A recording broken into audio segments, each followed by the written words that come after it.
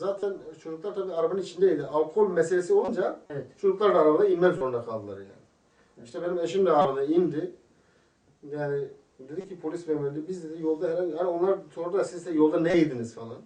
Biz dedik yolda ne yedik? Adana'da lahmacun yedik. Ayran içtik ve çay içtik ve arabamızda Lipton çayı vardı yani. Evet. Dedik yani bunlardan mı dedi. Hatta çayı da getirip kendine ısmarladık. Kardeşim eğer Lipton'dan oluyorsa buyurun yani.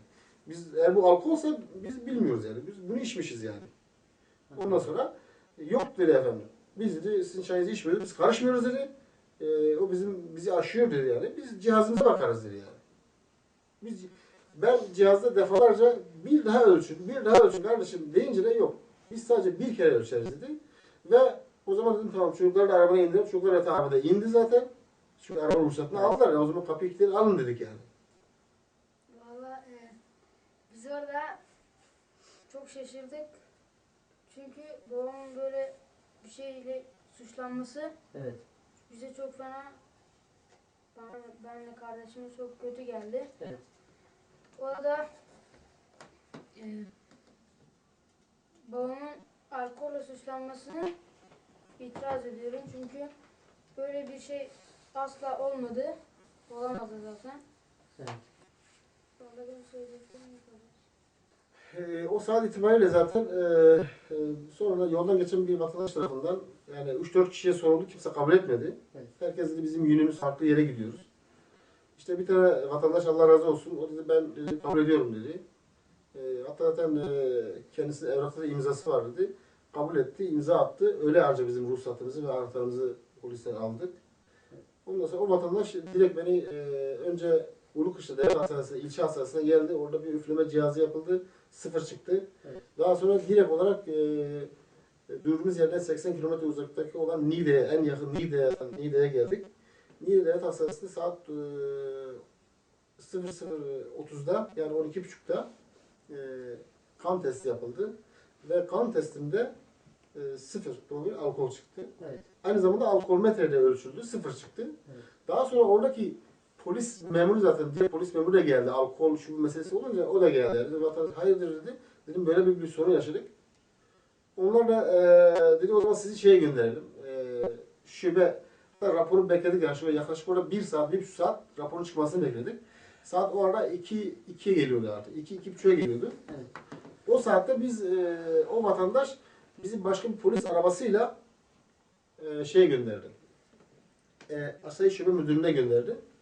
Oradan da biz size yardımcı olamayız kardeşler. Yani. Siz ancak dedi yarın olur. Ancak adliye gidersiniz, mahkemeye başvurursunuz. Bizim sizin için yapabileceğimiz hiçbir şey yok dediler. Ve o gece bu çocuklarla beraber, eşimle beraber, çocuklarla beraber biz Niğde'nin tüm sokaklarını dolaşarak kendimize otel aradık. Maalesef otelde de yer bulamadık yani. Otellerde de yer yok. Yer bulamadık. En son baktık olmuyor. 8-9 tane oteli aradım. Hiçbirinde yer yok dediler. En sonunda yine devlet hastanesinin önüne geldim. Çünkü tanıdık orasıydı. İlk geldiğimizde orasıydı bizim için. Adliye de oraya yakın olduğu için artık direkt devlet hastanesinin parkına geldim. Ve sabaha kadar saat 8-8.30'a kadar biz o aracın içinde kalmak zorunda kaldık yani. Ondan sonra hatta oradaki polis memurları da zaman zaman yakındı, geliyordu, görüşüyorduk, işte üzüldük falan filan. Yani kendileri de yani bu böyle olmaması gerekiyordu diyorlardı. Ama maalesef dedim ya o saate kadar kimse bize yardımcı olmadı. Saat 8.30 itibariyle ben direkt adliyeye başvurdum yani. Psikolojileri bozuldu yani. Evet.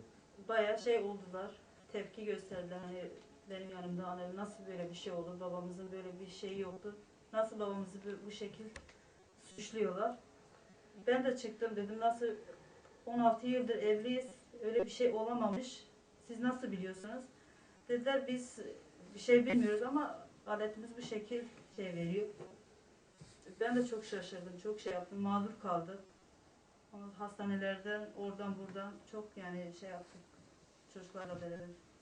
Ben zaten bu raporla beraber Evet. direkt mahkemeye yani hakime çıktım. Hakime derdimi anlattım. Dedi ki siz dilekçe yazın dedi. Bizim kaleme verin dedi. Evet. Ondan sonra ben de gittim dilekçe yazdım. Bir arzu halde bir dilekçe yazdırdım, getirdim hakimin kalemine verdim. O polis memuru hakkında da suç duyurusunda bulundum. Evet. Ve daha sonra yine tanıdık bir arkadaşı bulduk. Yani yardımcı olma dileğiyle bize yardımcı oldu. İşte biz başsavcıya çıktık. Başsavcı dedi ki bizim şeyimizin dışındadır yani. Biz sizinle ilgilenemeyiz dedi şu aşamada. İşte bizi emniyete gönderdi. Emniyetin Asayiş Şube Müdürlüğü'ne gittik. 2 tane şube müdürlerine gittik ayrı ayrı. Hani biz dedik Niğde, Kocaeli'den epey uzaktadır. Bizim burada tanıdıklarımız da yok. Ondan sonra şu anda mağdur durumdayız. Yani en azından ehliyetimizi verin. Biz kendimizi Kocaeli'ye atalım. Genelde mahkeme, dava neyse devam etsin yani. Her şeye razıyız dedi. Yok dediler. Biz de bir şey yapsın yani bir şey yapamayız yani. Bizim elimizde bir şey yok dediler. En son emniyet müdürlüğüne kadar gittik ki o da saat artık 2'yi gösteriyordu. Böylece ailece gittik zaten emniyet müdürlüğüne. Hani emniyet müdürlüğü oradaki çoğu arkadaşlar yani bizi gören, bizi tanımayan, tanımadıkları halde bizim bu halimize baktınız mı arkadaşlar bana ben çok üzülüyorum. Adamlar yani böyle bir aile elbette alkol alabilecek bir durumda bir aile değildi yani. Çünkü zaten görünüş itibariyle zaten görünüşümüz zaten bu halimiz gösteriyordu her şeyi. Evet. Maalesef emniyet müdürü dedi ki yani biz dedi cihazımıza %100 güveniyoruz. Cihazımız yalan söylemez. Dedik o zaman sizin cihazınız %100 doğru söylüyorsa demek ki o zaman biz alkolüyüz yani o zaman. Dedim yani ben 30 yıl önce de isteydim diyecektim valla bu alkol önüme çıktı ki hayatım boyunca bir damla alkol almamışım. Ama beni şüpheye düşüren özellikle yine başa geliyorum özellikle orada 20-25 dakika bekletildim. Evet. TC'm incelendi. Evet. Ondan sonra alkolmetre daha sonra TC'm konuldu. Ve bas diz gibi oradan benden sonra gelen hiçbir sürücüye de benim kadar ilgilenmediler yani. Benimle ilgilendikleri kadar, benim dosyamı araştırdıkları kadar, sağa sola telefon ettikleri kadar hiç kimseye telefon açmadılar. Direkt üflemeyi veriyordu onlara. Bak kardeşim 0 çıktı işte seneleri olmasaydı 0 çıkacaktı. Deyip bu şekilde gönderdiler. Maalesef yaklaşık 20 saat boyunca Niğde'nin çevresine döndüm dolaştım. En sonunda Allah razı olsun başka bir vatandaş tarafından yani buraya getirildim. Kendi imkanlarımla geldim yani.